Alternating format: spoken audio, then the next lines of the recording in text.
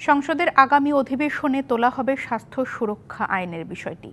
সকালে রাজধানীর মিটফোর্ড হাসপাতাল পরিদর্শন শেষে একথা জানান স্বাস্থ্যমন্ত্রী ডাক্তার শ্যামন্তলাল সেন। সকাল ৮টায় হাসপাতাল পরিদর্শনে যান মন্ত্রী। ঘুরে দেখেন emergency unit, ICU, surgery ward সহ বিভিন্ন ইউনিট। কথা বলেন রোগী, তাদের স্বজন এবং কর্তব্যরত চিকিৎসকদের সাথে। পরে হাসপাতালটিতে জায়গা সংকটে কিছুটা ভোগান্তি রয়েছে জানিয়ে এটি দ্রুত সময়ে সমাধানের আশ্বাস দেন মন্ত্রী। পাশাপাশি দেশের সব মেডিকেল কলেজ হাসপাতালে শিক্ষার্থীদের আবাসন সমস্যা দূর করার আশ্বাসও দেন তিনি। এই এনভায়রনমেন্ট ভালো দেওয়ার জন্য আপনি